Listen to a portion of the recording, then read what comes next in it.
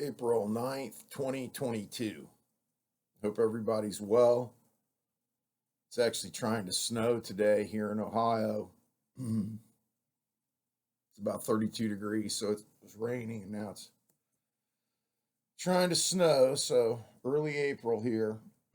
No sun yet today, but it looks like it might break through later. Hope everybody's well. Like I said, it's hard to tell in these days. My friends I talk to, the people I see in my local area are all doing okay. So strange times. But nonetheless, I want to say something about the media,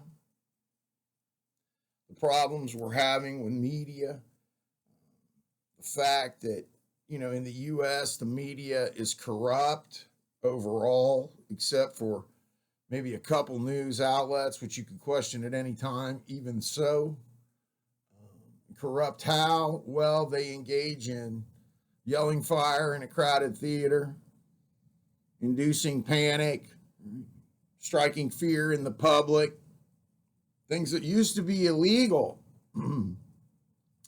But now politicians, media people, striking fear in the public, inducing panic in the public is part of their job. Those things used to be illegal. The media, you can't count on them for a true story. The first thing I heard out of Ukraine about the rocket at the train station in that area, that region, I thought, how horrible. Civilians, 30 killed, 100 wounded. War never works. Ukrainian people are proud, but they're simplistic in their thinking. Ukraine asked for guns, and Britain and Australia and Germany denied them, said it would be, a risk, folly, if you will. So they're not going to give them any guns to fight the Russians. Are you kidding me? They haven't been trained properly. But they're good people. The problem is their leader is a TV actor, and the media don't want to stress that enough to what the behavior is. Obviously, the Russians came out and denied the attack. Now it's being reported by eyewitnesses at the train station in that area where the rocket came in that Ukraine fired that rocket and hit a cache or another rocket, which caused a huge explosion and fire, and there you have it. So the media tells us right away, Russia, rockets a train station, kills civilians. 50 and hundreds wounded. That's what the original story was, not 30 and 100. It doesn't matter if it was one killed.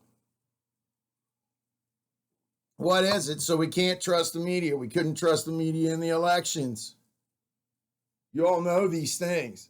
I'm just saying it and hope some of the other parts of the world see it and hear it. Those of you who listen to me now and then, it's not like I'm smarter than anyone else. I just got an ability to talk about it because of doing it all these years as a professor. And I think it's very important to our future as Americans and patriots in the United States to keep our country alive and keep our guns and freedom, own real property. Don't let the government take your money. So that's what it becomes. Now, media is involved on a level with politics, I guess, in cahoots, as they would say back in the day, but it seems bigger than that. It seems like media has this elitist idea where they know things that nobody else does. And 90% of the time when they report something, it's wrong. Either they're like naive or they didn't research it enough, or they're talking about a subject like AK-47s when they've never even fired one. I mean, a Romanian knockoff would be a good start if you're going to talk about an AK. Come on. So, no, they sent somebody right out of college that's never fired a gun to report on it. Media's corrupt. There's no objectivity. It's all subjective. They tell you what to think. Media was made for the public good to report objectively for the people. It no longer happens. More than that, they lie. So now the media is unvirtuous and they lie, which is borderline evil. So what does that mean? Well, there's no FCC to say anything because that's run by the leftists.